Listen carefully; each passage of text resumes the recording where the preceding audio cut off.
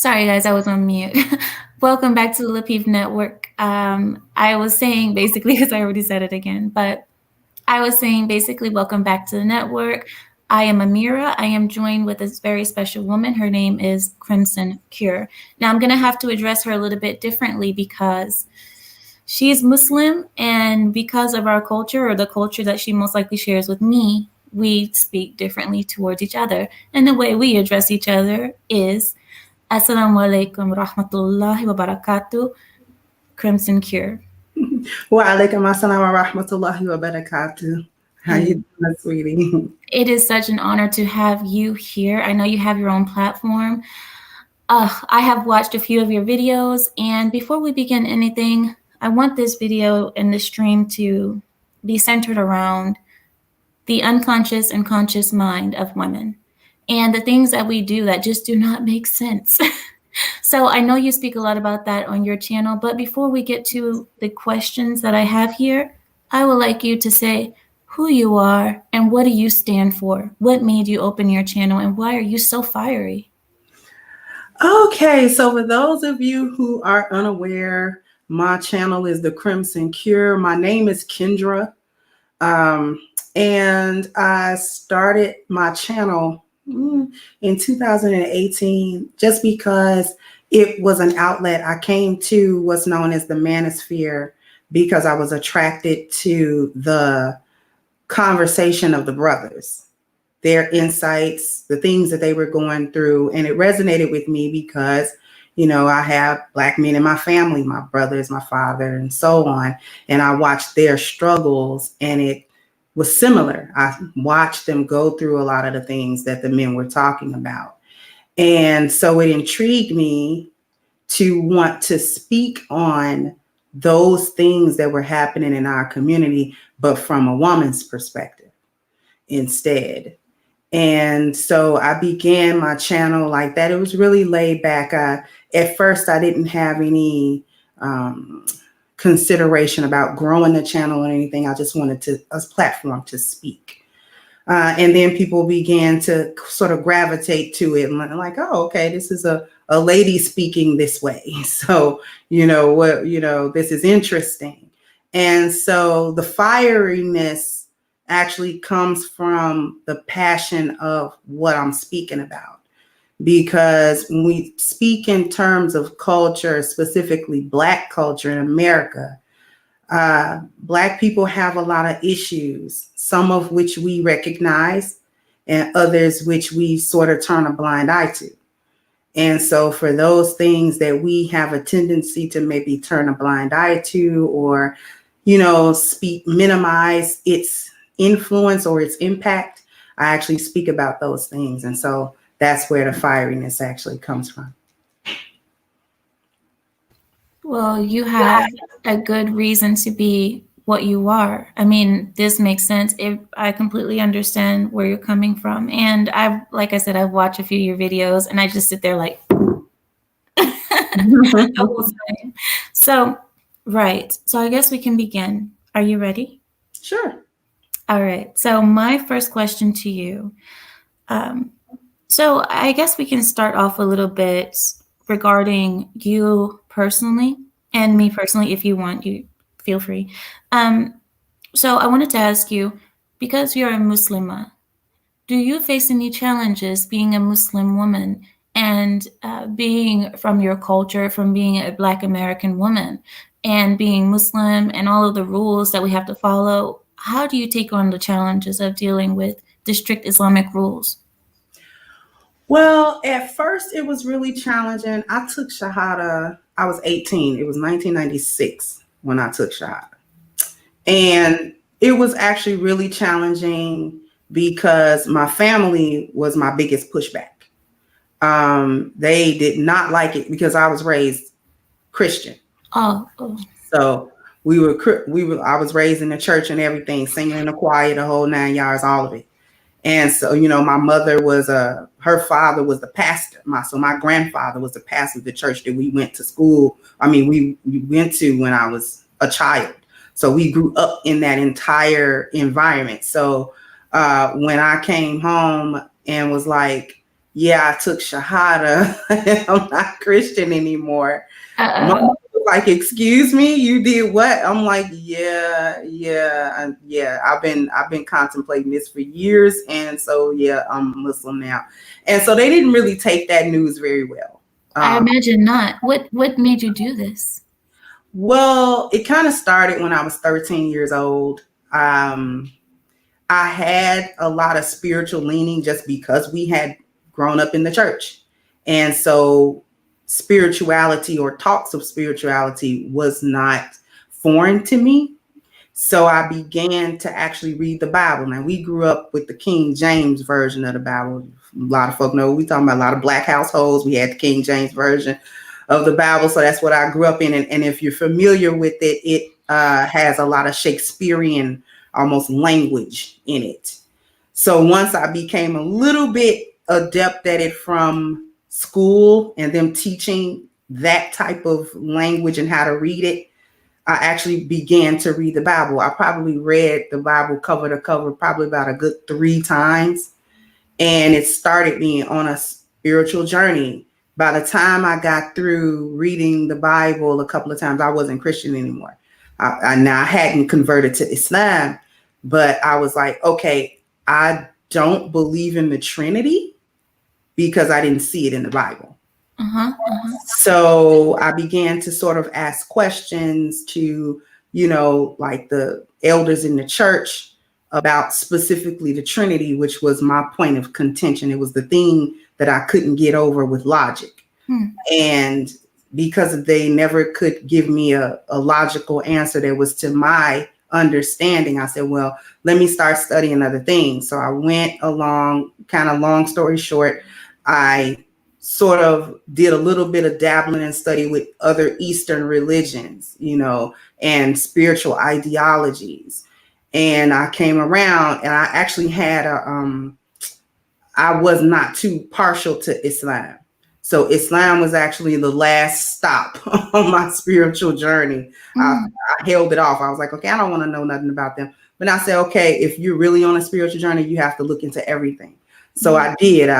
When I got to college, I went to UIC, and so I started going to the different bookstores, and they had a Quran in English. I said, well, let me pick it up. Let me see. Let me read it. So I Mashallah. got it and I began to read it. And I'm like, oh, oh, oh, oh, Uh-huh. oh, oh, Hmm. okay. Well, okay. And Yeah. so I said, you know what? This might be for me because it was logical. It was clear. I Yes. understood it. It made sense to me and it spoke to me. It resonated with me on a very deep level. So I took Shahada in my dorm room on December of 1996. I Oh was by my. myself. I read it in English. I was like, okay, this is what I want to do. And then that next Friday, I went to, because the students would have Jumu'ah. And Hmm. so I went there and I'm like, okay, I want to be Muslim. Like, I didn't know how to say it in Arabic. So I was like, okay, I want to be Muslim. So they like made me repeat it in Arabic. And I was Uh-huh. like, okay. So they were like, yeah, so you Muslim now. And then like a week later or so, it was Ramadan. Oh no. Oh gosh. You took your shahada a week before Ramadan. I'm surprised you didn't unconvert for that. I was like, oh, it's what? Wait, well, we got to do what now? Because I Mhm. had never heard of it and I didn't Yeah. know how to fast. But luckily, the students there were really, really helpful to me. The Muslim sisters there were really wonderful to me. And they taught me like the basics of fasting, the basics of my salah, and all of that sort of thing. So that part was almost the easy part. Hmm. And I hate to be so long winded, but No, no, no, you're when the fine. pushback came, it came from my family first. My father actually stopped speaking to me. He was like, no, I don't like that. Oh I'm no. not talking to you. And I was really heartbroken about that because me and my dad were really tight. And I'm like, you're not talking to me? Why? He was like, no, I don't like what you're doing. I don't understand it. So I don't like it. And Well, that's because he's a pastor, correct? well, no, my father wasn't a pastor. My Oh, grandfather was. okay. On my mother's side. My father actually wasn't really church inclined at all, really. So it would surprise me that he had the reaction that he had at that time. Fast forwarding, I actually ended up years later giving my father shahada. So, Ya Allah, tabarakallah. Oh my so I took God. shahada, and then all of my brothers and sisters took it. I gave it to my father. So it Oh was my almost gosh. the whole family ended up converting. So And you did this, you started this at the age of 13 when most kids are just thinking about fashion and friends, and you were spiritually inclined at such a young age. yeah, that was always a little weird to me. I was like, oh, well, I don't know why I'm so inclined, but I was just really interested in it. I just really wanted to know. I just really wanted to That's know. that's oh wow. See, I didn't think the story was going to be like this. This is wow. You need to write a book. That's wow. You could probably write a book and help others get through what you had to go through, the whole family judgment and being young and finding your way. Mhm. Wow. That, I'm still wait. I'm still stuck a little bit. um, that's just amazing. Oh my gosh. I'm sorry. Okay, we're gonna move on. I just that's amazing. Right. So let's get into it. So, right. So, what made me want to talk to you about this was I was recently watching a few speeches and I watched different people speak. And I saw a speech by Dr. Jordan Peterson. And I'm sure you've heard of him. He is a Canadian professor. And he was speaking about women and why women are so inclined to kind of be social justice warriors and why women. Do you know what a social justice warrior is? Mhm. Okay. So, right. So, and he was speaking about the reasons why women are inclined to do these things. And he was talking about the conscious versus the subconscious mind of a woman and how we have taken on our gender roles. And what he spoke about was how women are to be the distributors and men are the providers. So, if you think of it in terms of a home, the man brings home the meat, the food, and so on, and the woman distributes it fairly amongst the family. Every child gets their share, and the mother and father get theirs. So this is kind of the reason why Jordan Peterson mentioned that women are more inclined to always want equality for everyone because of this natural kind of thing that we have in us, our innate senses. So with that being said, my question to you is this. Jordan Peterson brought up a point about, did you hear about a movie called 50 Shades of Grey that came out? I heard about it and refused to watch it, but yeah. Same here, same here. Me, like I said, as a Muslim woman, I don't need to see any of that. But I do know what it was about. And that was one of the best-selling books that came out. I think it was like probably I think it was the bestseller for years, correct? I think So so. right. So that movie came out in such a peculiar time because if you remember, during the time that this movie came out, there was a movement going on for sexual equality and um, men not being able to dominate women and tell them what to do. Mm. Yet there was this movie that came out in this book that was a bestseller, and women were flocking to the theaters, the cinemas, to go see this. And it was kind of like, wait, so the conscious mind of a woman says, I want equality, I don't want to be dominated, you can't tell me what to do, and you can't judge me. But the subconscious was reading this book about domination, and um, you understand. We don't have to get too far into that. But so my question to you is, here I wrote it down. So, what do you think about that movie being released in a time when we were having this kind of sexual equality movement and fairness and men not dominating women? What do you think about the mind of a woman when it comes to things like that? When you see that we say one thing, but we desire and flock to the other.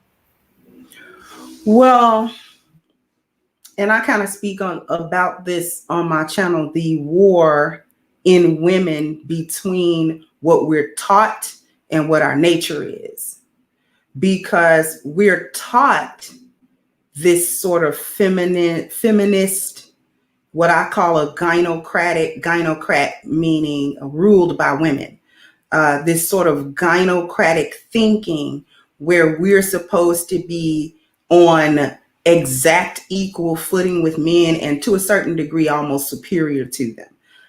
Men can't tell us anything. They don't know anything. We're, the same. But then it battles with our nature because we know we're not the same. And we're not the same because masculinity actually inherently holds authority and femininity does not. We are naturally submitted underneath that. We don't have a natural authority. Women have natural authority over like children, whatever. If we're raising children, then yes, we have an authority over them. And even with our sons, they outgrow our authority after a certain age. We can't actually tell them what to do. They don't listen to that. And so that movie being released and then being a hit, because the books were a hit and then the movie was a hit, that actually told the tale that women actually do appreciate, even though it was cast in like a BDSM or more sexual light, women actually do appreciate the dominance of men. We like the masculinity and the dominance that comes with the masculinity. Now, our feminist teachings say we're not supposed to like that. And that's supposed to be some type of bad trait that men have that they want to dominate. But we like that. Because when you talk to women, even modern women, whatever, they don't actually like men that they can run, even though they want men they can run. So it's the feminist part of them that wants a man that she can control. The natural part of her does not like that, because she's looking to a man to give her 4 basic things. She's looking for him to give her provision. She's looking for him to problem solve for her. She's looking for him to protect her. And she's looking to him for procreation. If he can't deliver those 4 things, she doesn't even like that guy, even if she's with that guy. So that's not something that is natural to us. That's something that we learn from society, from being a feminist, how to dislike that. The nature doesn't lie, though. And I think that's why the movie was a hit.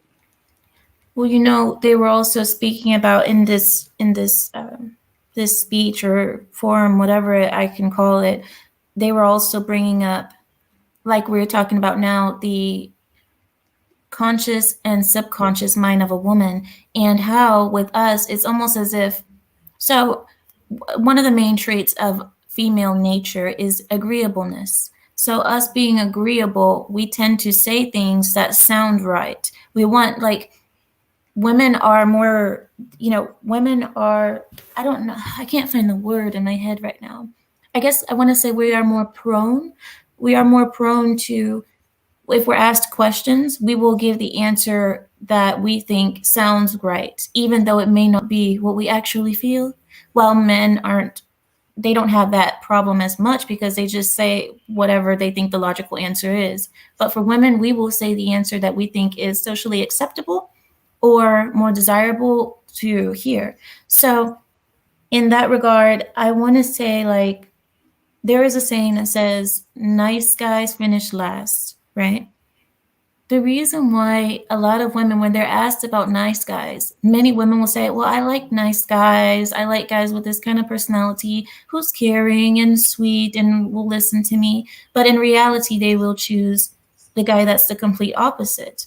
And you ask yourself, okay, why? So, and that goes back to the subconscious and conscious mind of a woman being agreeable and saying the things that sound good, but doing the complete opposite. And then, as you brought up the 4 characteristics or the 4 things that a woman is looking for in a man, we have the same thing where it's like, when a woman is looking for a man, the reason why, I would say, now this is my opinion, but I'm going to ask you yours. my opinion is the reason why women do not choose the nice guy the majority of the time is because women like to feel that they will be protected. And so the thing is, when you see a bad guy, a guy who's tough, rough, and he's feared by others, we want to be on the good side of the bad guy. Does that make sense? We want to have the bad guy look at us as something good.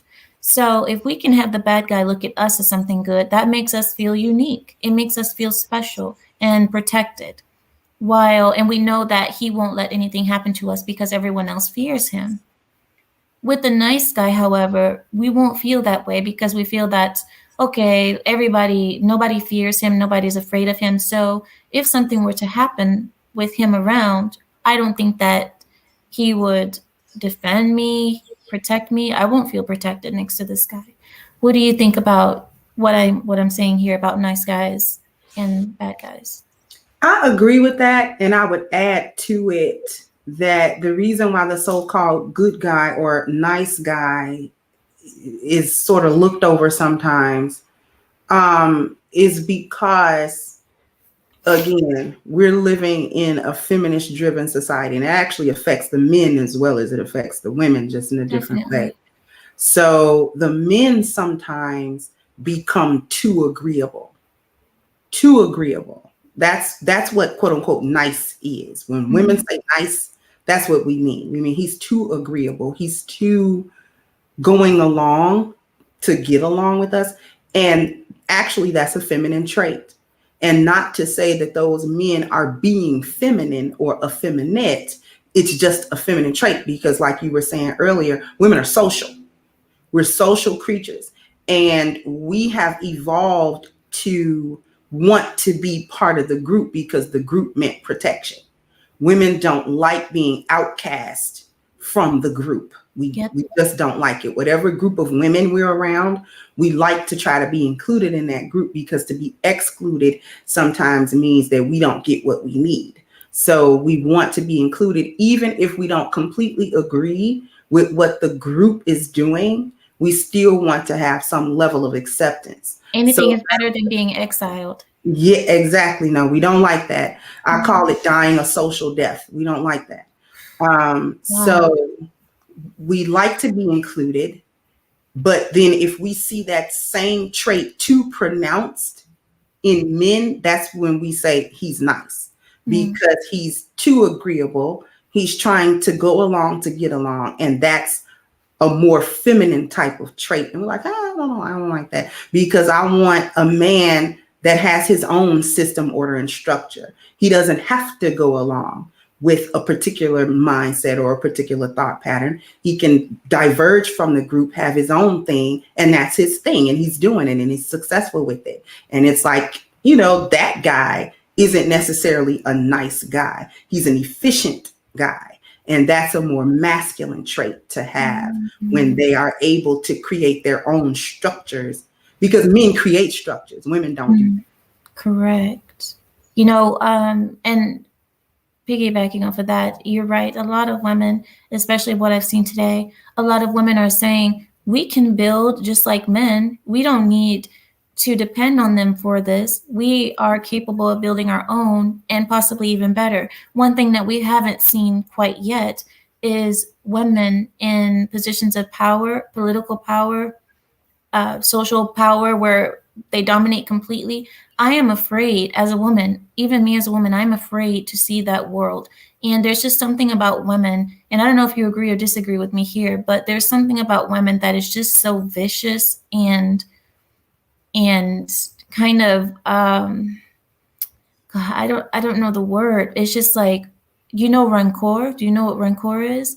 Like anger. There's something that's so angry about women, and it comes out not in the same way that men show anger, but it comes out in a completely different way. And us women, as we're growing up, we know, because if you've ever been through high school or seeing groups of women, the way that we act when we're in groups is completely different. So I wanted to ask you, because I watch your channel and I saw that you mentioned something on your channel that I would like you to share with the Lapeef Network. And you were speaking about, so you had like a list of like 10 traits or something like that. And then the first top of the list, it was like family, building something, and then at the bottom it was manly traits where it was like providing, profession, all of that. I want you to break that down better for the Lapeef Network if you don't mind, because I am interested, and I think here in the Lapeef Network that would shed some wisdom on all of us as well. Okay, so what I think you're referring to is the 10 life value system that I talk about constantly on my channel, and there are 10, and there are 10 of them. So just to list them, there's the first one is a spiritual value, and then health, family, appearance, dwelling. And then the next 5 is mobility, education, profession, leisure, and wealth. Now we have a tendency, or I have a tendency, to divide those, even though they go all together, and the listing of them is in a specific order, because the spiritual is the foundation of everything, right? If you don't have your spirituality in check, then the rest of the things are not in check. If you have your spirituality in check, then the rest of the things are in check. This is even true in Islam. If the salat is incorrect, the rest of the things are incorrect. So when we start with the first 5, spiritual, health, family, appearance, and dwelling, even though that can apply to men and women, I divide that between the internal and the external. The internal, because those 5 things have to do with us personally as people. From our spiritual to our dwelling. These are our personal things, our personal lives, our internal lives. The next 5 are the external things. Mobility is everything that happens outside your home, everything in society, from your actual physical mobility and ability to move around to your upward mobility, like socio-economically. It's the politics, it's the institutions of the world, it's the infrastructure of the world. And then education is something external. People pursue education for different reasons in different specific areas. And then they choose their profession according to what they want to do. Is And education masculine? Pardon, I just wanted to ask you that's before part you. of the masculine. That's part of the external, which is typically masculine. Even though it can apply, the 10 life values applies to men and women equally. But the reason why I can split them between internal, external, feminine, and masculine is because the feminine or feminine energy is internal or abstract. Masculine energy is external or concrete. So when we talk about, just to draw this back to what you were saying about women saying that they don't need men to build and this sort of thing, which is complete cap, is a lie, because women don't have the capacity to build the world. We can't build the concrete physical world. Women don't do that because we don't have the capacity for it. And it's not that we're stupid. It's not that we're unintelligent. What's happening is that our nature doesn't lend itself to be able to do that. Women are naturally selfish, and that's not necessarily a bad thing. No. We're naturally selfish. We think of self and survival, which helps us to think of the survival of our children and things of that nature. Men are naturally selfless. They will think of not only themselves, but they'll think of the group. Mm-hmm. So because men are more capable of thinking of the group, having foresight, which women don't really have too much of, we have limited amount, we have more insight. So we can see things more on a micro level. Men see things more on a macro level. They can plan out 4, 5, 10 years ahead and try to solve problems that far into the future, which is what allows them to build civilizations. Women don't do that. So when we say women can build, that's a lie of feminism that is attempting to make women have masculine traits that we just don't have.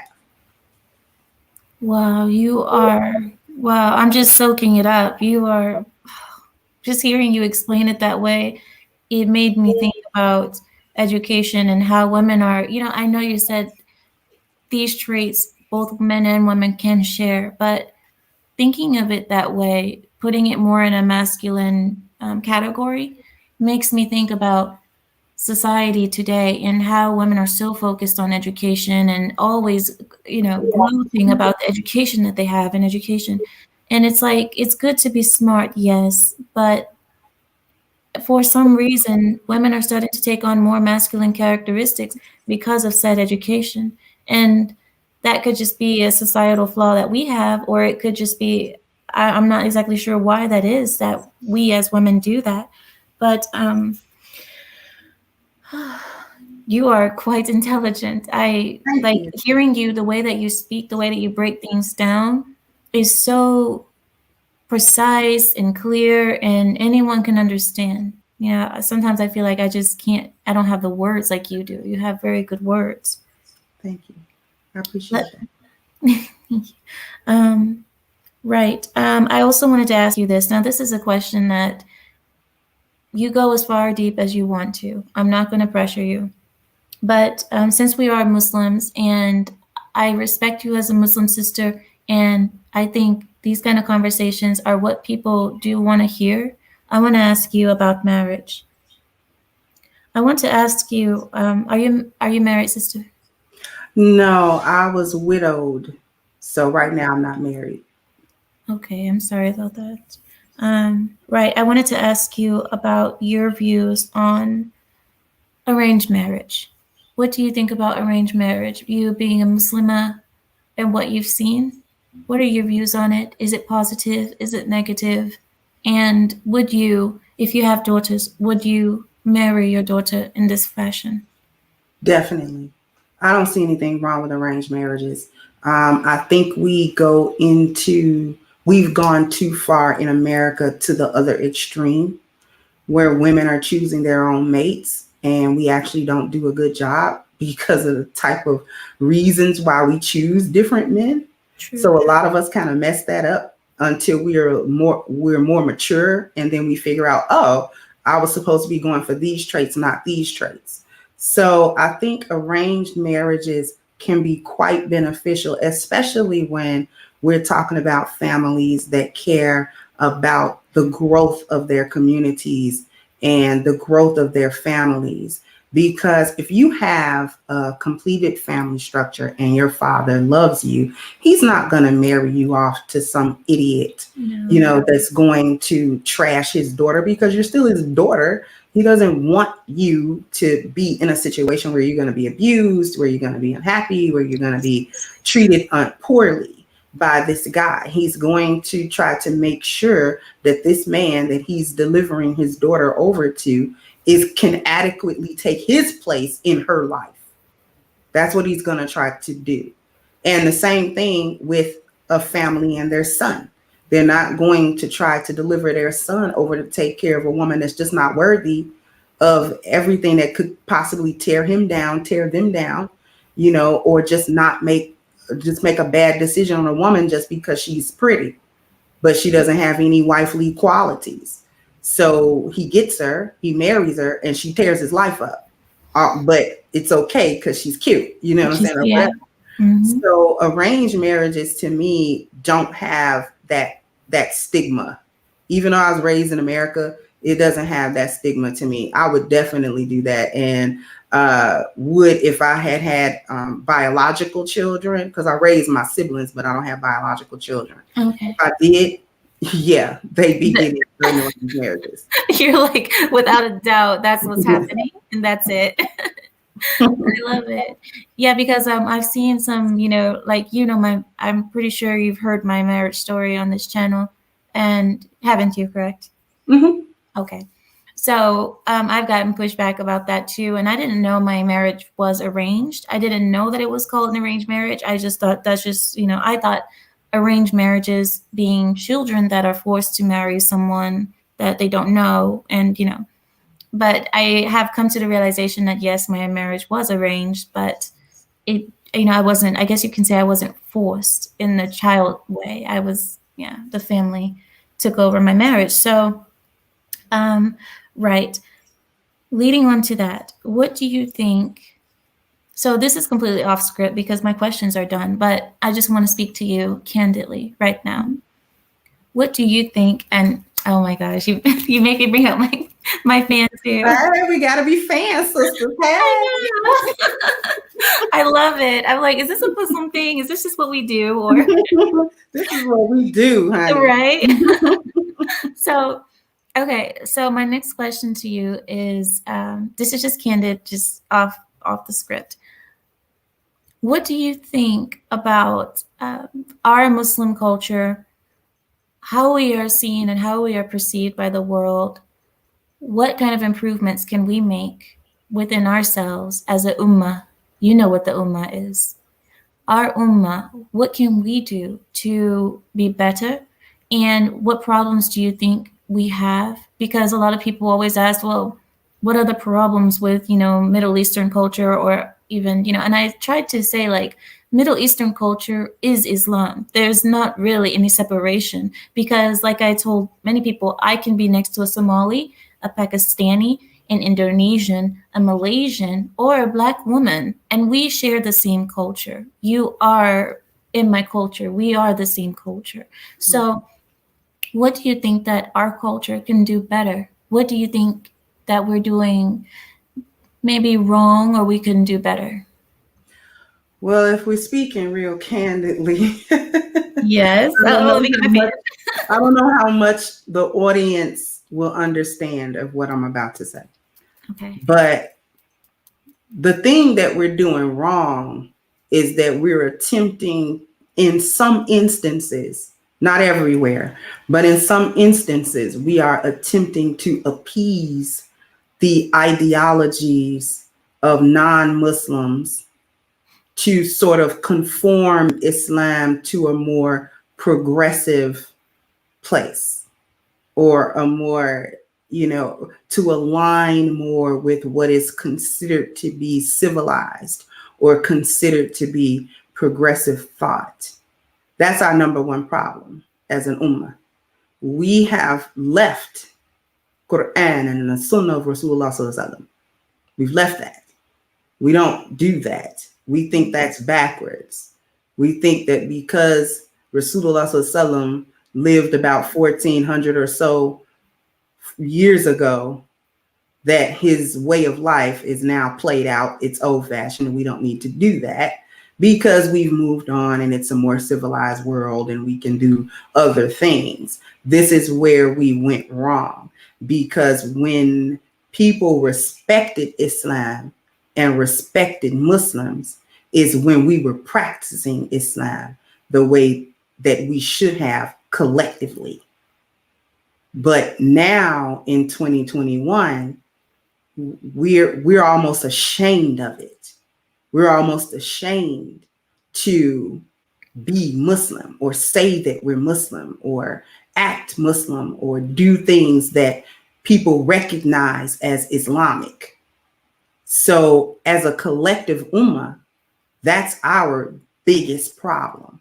We don't want to really be Muslim. We kind of want to be it ceremoniously, Eid al-Fitr and, Ramadan, when you do your iftar and, you can be Muslim then and, and all that kind of stuff. But on a day-to-day, it's like, oh, no, I'm not really doing that. You know what I'm saying? I'm doing some other stuff because I've met some Muslim sisters who were feminists. And I'm like, what part of the Quran is that? Or what part of Islam does that fit in? Because it doesn't fit. What are you doing, sister? How are you feminist and you claiming to believe in Allah and His Rasul?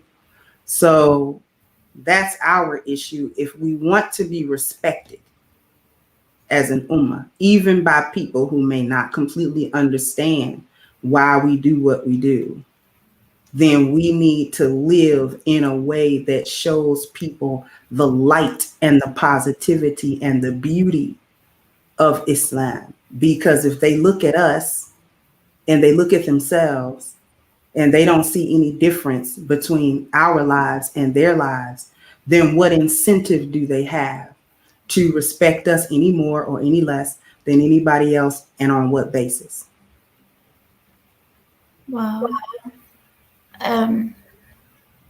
You're right, and it does sadden me, and then I didn't think about it that much, but what you're saying is completely right. And I have also noticed a phenomena that we have going on today of Islamic brothers and sisters siding with the enemy, siding with leftists, with liberalism, with feminism, and every other ism that's out there.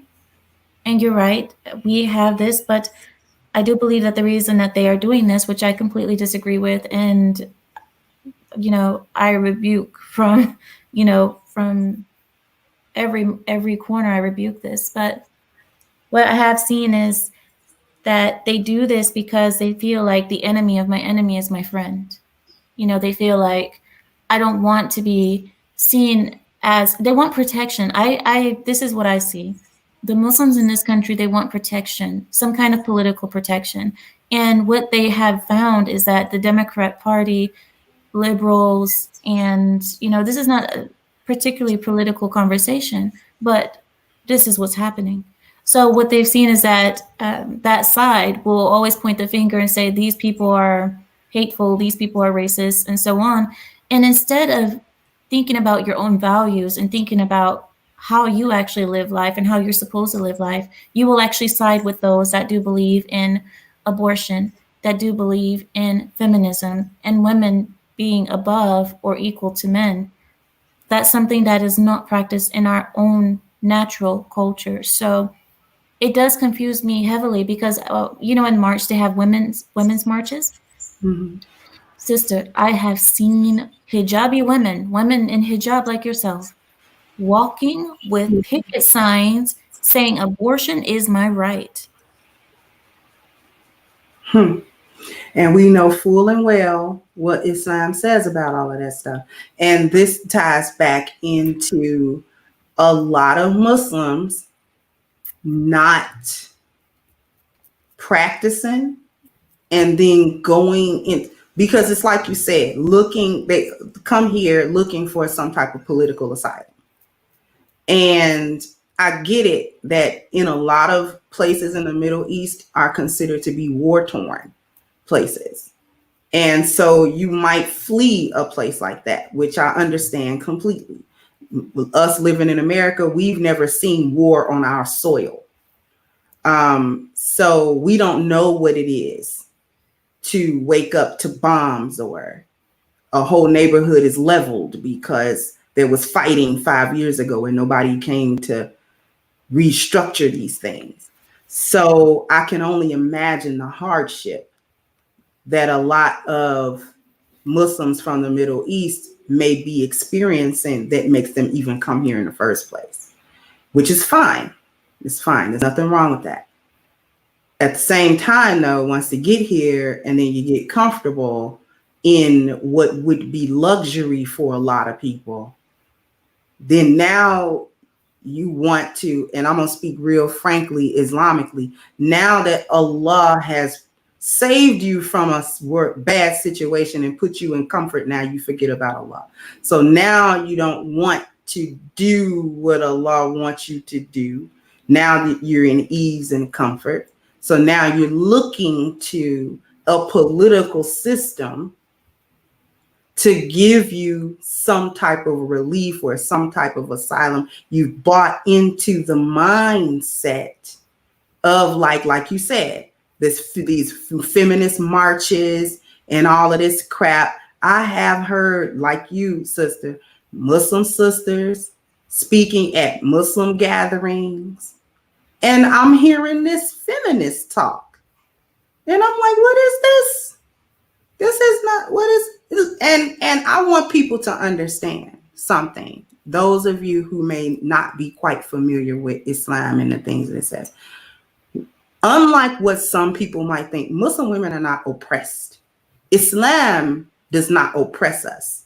Now, she might be in a situation specifically where she might be getting oppressed in some area or some way, but that is not due to Islam says a woman is supposed to be under the boot heels, of everybody and trampled on, and she doesn't have any rights. Actually, we have plenty of rights. And we had them before American women had their rights. We did. So we don't have the issue of needing to incorporate feminism in order to give us our value, because Islam has a value system of its own. And women, as well as men, are put into a position to best suit their natures so that we can give each other the best Oh, of us and oh give the my world gosh. the best versions of us Yes. without being corrupted. That's why I look at the Muslim feminist stuff, and I'm confused, and it actually angers me. It actually kind of, Same here. Same yeah. here. And it's funny, and it's not funny, it's wonderful how Islam was created recognizing female nature, recognizing the natural tendencies that we as women have, and putting a stop to that completely by controlling the family structure, our honor systems, everything that we have. This is all it's so intricate. It's so intricate, and people don't understand. People just think, oh, well, I see these women, covering, and oh, they must be hot and everything. And it's like you have no idea what we really think. And just really quickly, I think we can maybe open the call line a little bit. Maybe we can take a few calls if possible. Do you have time? Yes. Okay. So maybe we can take a few calls just really quickly. But I wanted to say this before we do that. In Islam, there was, I don't remember the name, but there was a man who went to the Prophet ﷺ, and he went to him and he asked him, he said, if we have a problem in my family, who should I defer to? My mother or my father? Or who should I respect most? My mother or my father? And the Prophet ﷺ said, your mother, and then your mother again, and then your mother again, and then your father. And he said that Jannah, paradise or heaven for us, lies at the feet of your mother. So women are highly respected in Islam, but we're just not let to run wild and run free like that. We have a code, we have our honor system, we have just I'm sure you can. I know this isn't a stream about religion, it's not per se, but Mm-hmm. it's just amazing to be able to speak with another Muslim sister and to have this spoken about in this kind of way. Oh my God. So, all right. So I'm going to text JR and see if we can go ahead and open our phone lines. Give me 1 minute. But I do just want to piggyback off of what you were saying about women and us being held in high regard in Islam, but not being put in the front. That's actually part of holding us in high regard, Right. because it doesn't put us in a position to do things that are outside of our nature and that we ultimately are uncomfortable with. It doesn't put us in that position to try to be men in a society where I need to be a woman. And this is one reason why I speak so heavily and so strongly against all of these different feminist ideas and the nuances of them, because the reality is we're living in the failed experiment of feminism. Ooh. We live that. It's failed. It failed. Our families are scattered. Our children don't have direction. Our women think they're men. Our men think they're women. And didn't Rasulullah say there will be a time where you wouldn't be able to tell. Dress like yes, they would be dressed. Wouldn't be able to tell the difference. So we're living in the failed experiment. So at what point are we as women going to see this failed? We're out of position. Women are unhappy. They have the most rights. American women are some of the freest women in the world. Do what they want. No one's really telling them what to do. Yet they're unhappy. They're alone. They don't have families. They don't have husbands that they can keep, children that they can keep in line. It's problematic. I thank you so much. Oh, we have a guest. Hold on a second. Hi, Jay Lion. Welcome in. Jay Lion, you're muted. Oh, there you are. Yes. I had a question. Do you think that Western culture disrupts family and like just destroys the relationship between men and women? Yes, I do believe so. And I do believe that this is kind of by design. I do believe that there are forces behind this that saw things going well in the beginning. If you look in the past, even in America, even a place where Shaitan runs free, even here, there was still structure and there was success in the homes and there was success amongst the children and things were going well. And I do believe that something or the forces that be designed it this way to disrupt that, to make it easier to infiltrate. What do you think, Miss Crimson? I definitely agree, especially when we got into this feminist women's lib. When we got there, when the women became corrupted, when we were pulled out of position, pulled out of the home, women were pulled out of position, and that ruined everything because the men were already they're designed to be out there building and doing the world and doing all this stuff. We're designed to do what? Be in the home and taking care of who? The family. We're the ones who uphold the family structures. We're the first instructors of the children. We're the ones who maintain what men build. And They women uphold culture as well. Women are the ones who uphold culture. We do. Men create the culture, and we're the ones that pass it on to our children and hopefully their children's children. So whatever the culture is, women are going to keep perpetuating what it is. And when the culture changed to say, oh, women can now go out and be men. You can have, a phase. I don't want to say the word, a HOE phase. You can go have one of those and sow your wild oats. You don't even have oats. No.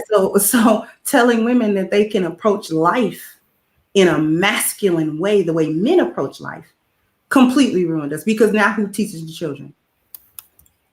What do they learn? Who's They're passing upholding it the home? down. Yeah.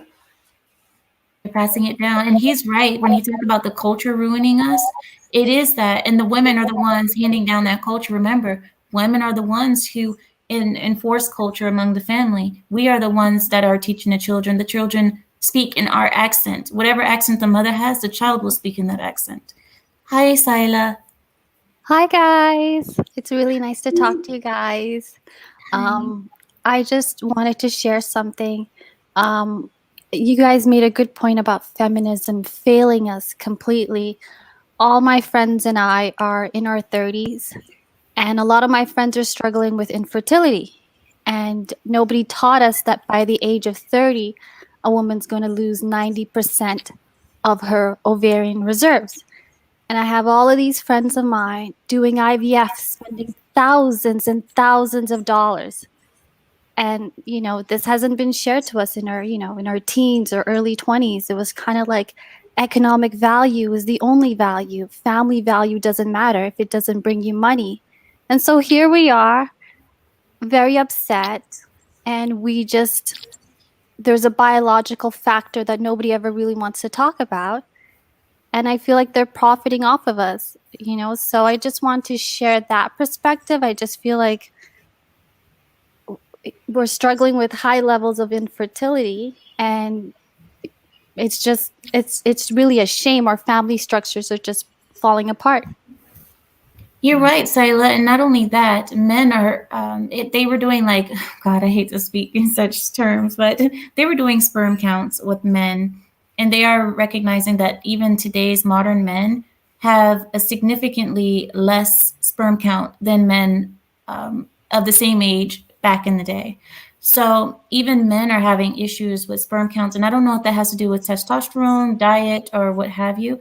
But Sila, another thing that you see that is making women infertile and all of this is because you see this push to wait until you're 30 to get married and settle down. You see this push to embrace your other sexual side. If you are maybe a lesbian or you want to experiment, that is another thing that's going to push back your birthing years if you choose to indulge in that lifestyle.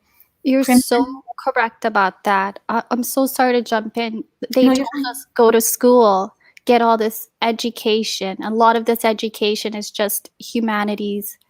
You know, we're carrying all of this debt in the hundreds of thousands of dollars. For gender And study degrees. Yeah, stupid degrees. And then you start your family late. And then on top of that, you have to pay all this money for IVF or anything. Like the whole system it's not serving. It's all based on a lie, like Crimson Cure said. And you make a good point with men as well. Like they're just becoming more and more feminized every decade. You could see it in the body shape, the way they talk, the way they move. And I just feel like, yeah, I love you guys. I love this conversation. And thank you so much. So just before you go, Sila, what is your background? I'm just curious. Somalian. I'm Somalian. Somalian. Yeah. Okay. Are you Muslim? I'm Muslim, yes. MashaAllah, MashaAllah. Yes. And in our community, we get married between the ages of 20 to 25. But once you're done school, you're carrying all of this debt, and you have to pay off this debt.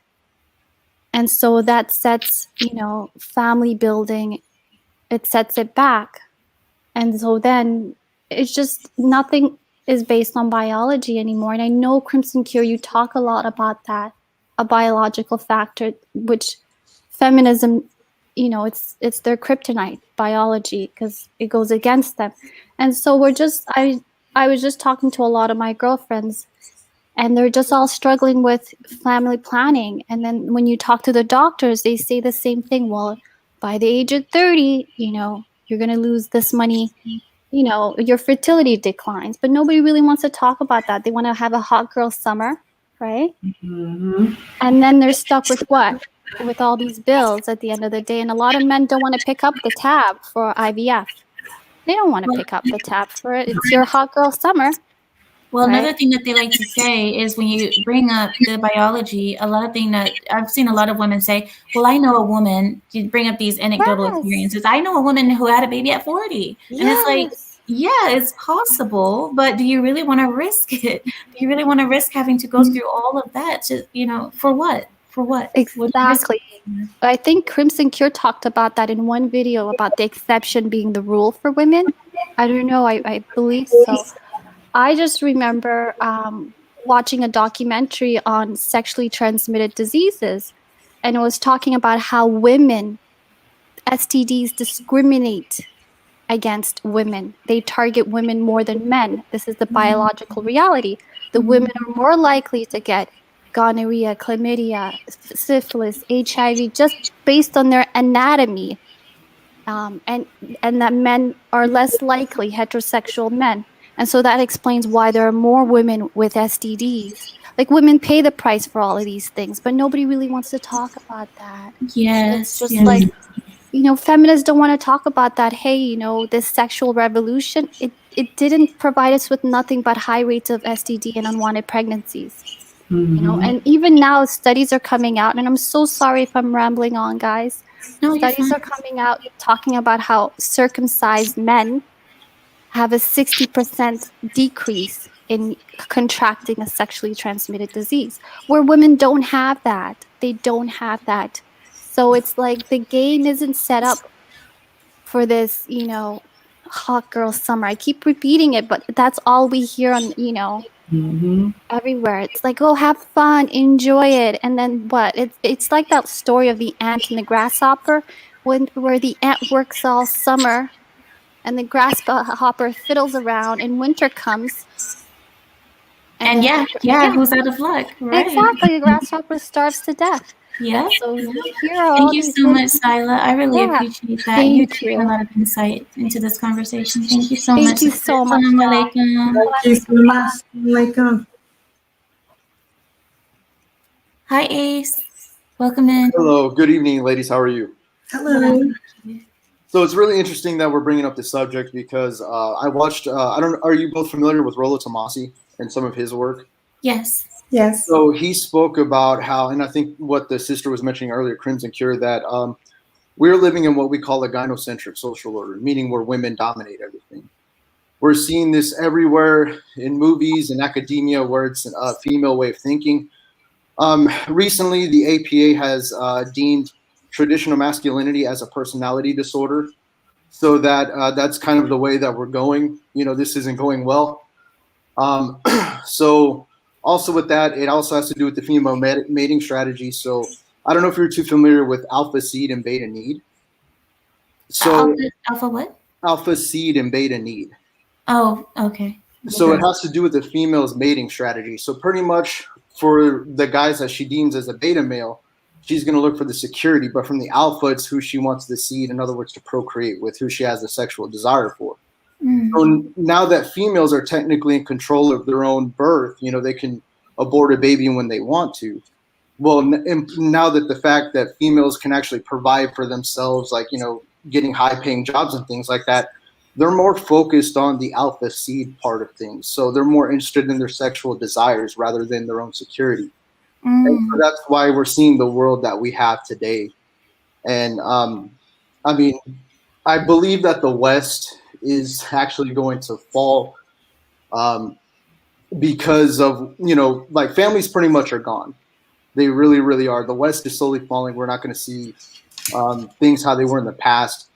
Also, there's some interesting studies that came out after the sexual revolution. Look up the Mommy's Little Secret study, where in some areas of the West, 40% of children are being raised by fathers that are told that are their fathers, but that aren't actual biological fathers. So women are stepping out of the marriage more than what you think. Oh, yeah. Yeah. So, yeah, this is just where I see everything going. I don't want to ramble on too long. I would have more to say, but you ladies have a good night. Thank you so much, Ace. Thank you for being with us. Wow. I saw that study too. Did you see that, Crimson? Yes, I did. I did. Where they did DNA tests on children born to married parents, and I think it was like 30% of the children born to the father, he wasn't the proper father. Mm-hmm. I can't have a lot to say on that, but I'm gonna let you take this next person. Feel free, Crimson. This is why I have you here. We need your wisdom. Hi, Kareem. Welcome in. Hello, assalamu alaikum. Wa alaikum salam. I'm calling in from London. I just wanted to tell you guys it's a great show. And I just wanted to ask you guys about religion. What role does religion play in achieving some of these goals? And can you achieve some of these goals within a secular framework, do you reckon? Pardon? You said what role does religion play in which one? Yes. Can religion play a role in achieving some of these goals, as far as restoring traditional values and bringing back the family? And if religion isn't going to play a role, can you achieve these goals within a secular framework? Oh, goodness, Crimson. Crimson. Well, okay, I'll take this one. If I'm going to speak from a personal standpoint first, and then a general one, personally, yeah, I'm going to say yes, and specifically Islam, only because it's so complete as a system.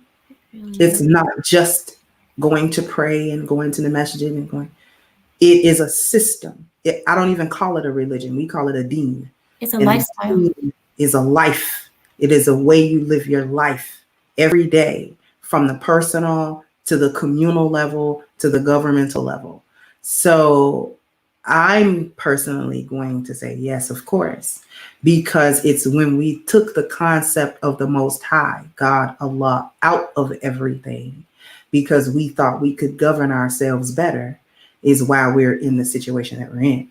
Now, if I'm going to speak generally, of course, you can't make everybody be Muslim. But what I will say is, even if an individual is not spiritually inclined or inclined towards a particular religion, I still believe that taking that value system out of it and applying it to your life is still something that you can do, because even in Islam, you can apply the rules. We call it the Amr of Allah. You can apply the Amr without the belief. So the actual rules work whether you believe in Allah or not. So if we could take that system and apply it secularly, it would still work. Does that make sense? No, For no, you? absolutely, yes. It makes a lot of sense. Yes, you don't necessarily need the faith to apply the lifestyle. It kind of reminds me of Judaism, where you have Jews who don't necessarily believe in God, but they do kind of sort of live by the sort of rules and standards of that particular culture. So yeah, it makes a lot of sense. Yes. But you still have to have that standard there. You have to have something where people can look to, something where people can follow, because if not, and this is what the problem that we have here in the West, is that there's just so many options and it's so free, and that freedom is enslaving us. So yes, you still have to have that rule system, like Crimson says. You still have to have some sort of system that people can abide by. How optimistic are you about the future? Who's that I'll to? probably ask both of you that. Yeah, no, both of you. Like, how optimistic? Because it's easy to sort of sit here and say this, and I think we're all on the same page here. But you know, when you look at what's happening throughout the Western world, I mean, how optimistic are you that some of these things can be achieved? Or is it too late? Are we too far gone? I think that there has to be a change, and I think there is some sort of reckoning coming to this world. I'm not sure in what form it's going to come in, but I do feel like there's something coming to set things right. Whether we set those things right in the wrong way, or we set them right in the way that we should go, the conservative, the more traditional ways that I think that we should bring back. There is a reset coming, and I just hope that the good guys win. Yeah. I'm actually optimistic about the future because the pendulum always swings the other way. When societies get to this point, it actually precedes the fall of that civilization. Rome fell right after they achieved decadence in their society. There was nothing left to do. So then they started pursuing all of their desires without check, without structure. It's just you do what you want, and it became chaotic. And after it reached that pinnacle of chaos, then it falls because it becomes ripe for other people, other nations to come and okay, we just wipe you off the map because you don't have any structure anymore. So we're just it just falls. So the pendulum always swings the other way. So I'm actually rather optimistic about it, whether I live to see it or not. But it's my belief that it's up to myself. And these conversations are actually quite powerful. The conversations I have, the conversations that Ameera has, even the conversations that take place on this network, plant the seed for people to start waking up and saying, wait a minute, I think we are on the wrong path and we need to divert. For some of us individually, it's too late, but for our youth, it is not. Correct. I think what's happening is we've all gotten fat and lazy in this country, and that's the perfect time where we're ripe for the picking. Thank you, Kareem, for joining us. Thank you very much, sisters. Have a good day. Take care. Thank you. Bye-bye. Thank you. Hi, Eugene. Hey, how you doing? Can you hear me? Yes.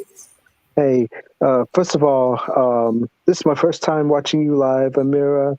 Kendra, I've also watched your platform, live so many times, every chance I get. I got a question. In the Christian church, we see where so many preachers seem not to preach the entire gospel. They just preach the parts that make people feel good, and a lot of hypocrisy in the Christian preachers. And I want to ask you, maybe this sounds like a dumb question, but have you seen similar instances in the mosque? No, I haven't. No. Just the women. I've seen women speaking a certain way, but from the men, no. No. What about you, Vincent? No, actually, I have not. In the masjids that I've attended, the lectures that I've listened to, the men are on point. They are teaching what Islam says, which is why the Muslims, even though we just got through discussing how there are some Muslim women who are subscribing to the feminists, they know not to come to the masjid and say that because you get checked real quick. You know, you're going to come to the masjid, and I don't care what kind of feminist you think you're going to the women's section to pray. You're not standing next to these men praying. You're going to go to the women's section. They got a women's section, and you're going to pray over there with the women. Okay, and the men are going to pray with the men, and you're not on the minbar saying nothing. You know, we don't need you trying to be, you're not going to be any ma'am. Okay, so we're not doing it. We're not playing none of them games. No. You're going to be a woman when you step through the masjid doors. And I don't know what you are when you're outside of it, but when you come to Allah's house, you're going to be a woman. Women are in dresses. Exactly. Women are in dresses and women are quiet. Like we have our own section and we're quiet when men are speaking. So I've never seen that. But the only time I've seen is like Muslim women talking outside. I've seen them speaking like that, but in the mosque, never. No. Okay. I really appreciate that. Thank you. No. You're welcome. You're welcome.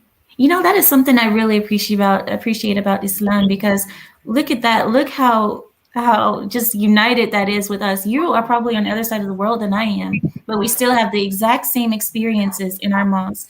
I don't think Christians have that kind of same united experience like we do. I'm not sure. I'm not Christian, so I don't know. Somebody correct me if I'm wrong. Hi, Malcolm. You said it's not? This is my first time going on here, and you know. Malcolm, can you put on close, please? Okay. Well, this is my first time coming on here, and my cousin Angel, she always goes on here. You know. Okay, but you have to put on clothes, Malcolm. I'm so sorry to cut you off, but you got to put on clothes. Oh God, we have two Muslim women sitting here. We can't have no naked men. No, beloved. I'm so sorry, Malcolm. You can have a productive conversation with your chest out, baby. No, sir. You know, we had that last time, like people calling in with no clothes on, and I'm like, oh my goodness. I know. Astaghfirullah. So, anyway, Crimson, it has been such a pleasure having you with me. I want to have another conversation with you. It doesn't have to be live. It can be just us chatting, but I really want to talk with you because I really love how you speak. I love your intellect. I love your logic. And I really appreciate your deen and that balance that you put in, mixing it with our religion, our culture, the things that are important to us as Muslim women. So I hope you're open to having another conversation with me in the future. Yes, ma'am. I'm enjoying myself. Me too, same here. Malcolm, thank you so much. Welcome back. Yes, hi. I just wanted to know because recently, you know, saying the things was going on in like Afghanistan with the Muslims and the Taliban and the Christians and all that. Like, what is your view on that as a worldwide view? So what is our view on Afghanistan having war with America? No. I'm just talking about the women, you know, the women out there, the refugees. Mm-hmm. Oh. Well, I'll take a first stab at this if you don't mind, sister. Here's the thing about that question. We don't know what's going on in Afghanistan. That's number one. I mean, we can read news articles and they can tell us what they want us to know about what's going on in Afghanistan, but we don't actually know what's going on in Afghanistan with the Muslims, with the Christians, with the Taliban, or anybody else. So we actually don't. I couldn't present an answer as to what I think is going on in that part of the world, because if we're speaking honestly and frankly, I don't believe half of what I read when it comes to when the mainstream media reports on Muslim places and activities in the Middle East. And I do want you, and I do want to let you know that I do believe that there is a difference between the extremists and the people that's like you. You know what I'm saying? That's real modest and that's on the good side. But there's one thing that I wanted to know about, or that I want to address. That have you ever heard of Alberto Rivera? No. Alberto Rivera, he was a Roman Catholic Church Jesuit, and this is very revolutionary what I'm about to say.